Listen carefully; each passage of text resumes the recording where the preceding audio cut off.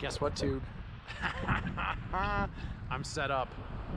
I have the jacks down because I was in a bit of a hole. They want us packed in nice and tight.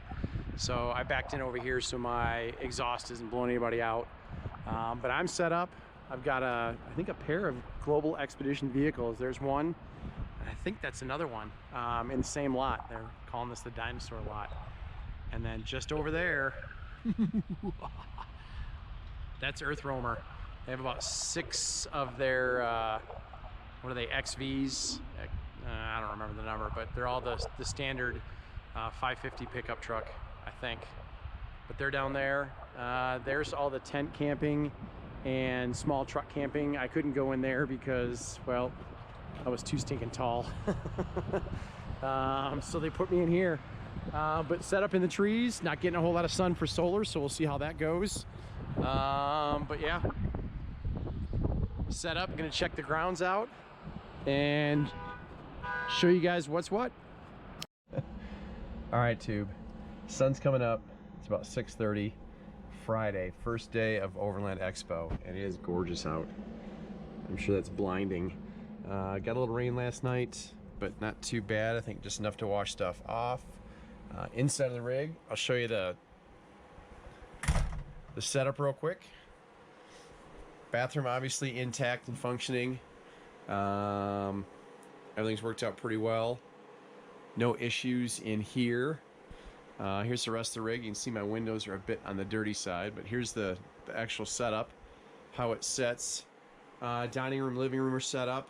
I'm actually boiling some water for oatmeal. TV's ready to go, although service out here is a bit spotty at best. But yeah, that's the inside of the rig. Kitchen set up. I have stuff in the drawers. No bottoms in them yet, but they're working out pretty well. I have my pots and pans down there. My bar stools work out great.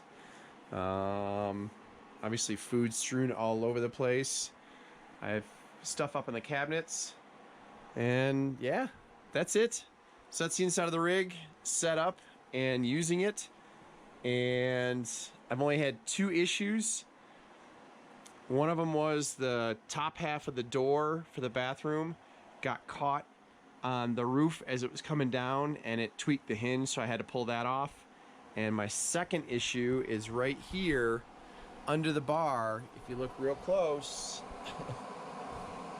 there is a drip, and I have no clue why those guys are leaking. Something must have rubbed. I don't even know, because I drove 5,000 miles across country and had no issues. So we'll figure it out. That's it. I'm ready for the first day of Overland Expo. Stay tuned, boys and girls. Stay tuned. Another GXV.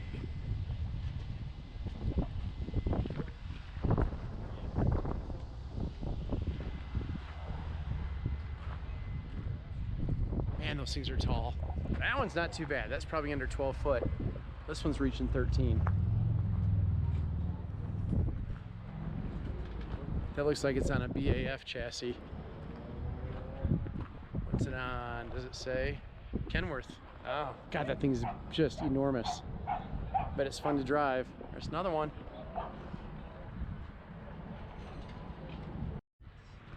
And if you guys have never seen a Sherp in action, Google this for sure.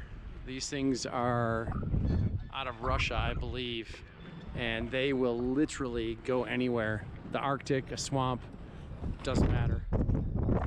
They're pretty stinking cool and incredibly capable. Sherps. Just crazy little vehicles. All right, there's Nacella. They basically take LMTVs, light military tactical vehicles, used ones, and strip them down and remake basically everything. They custom build parts, they get new parts. It's basically a new rig when they're done, and it's pretty slick. Custom built all the way. Pretty slick. Tall is all get up though. God awful tall.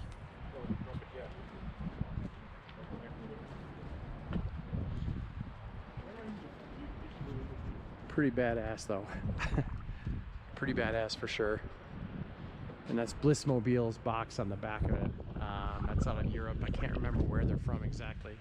But yeah, they redo the interior. They've got so much custom stuff on these things. It's unbelievable. You can go to their website, Acella's website, and they'll actually price out this whole cabin chassis, and then you just get your own box, and they can custom build that stuff and mount any box to this thing.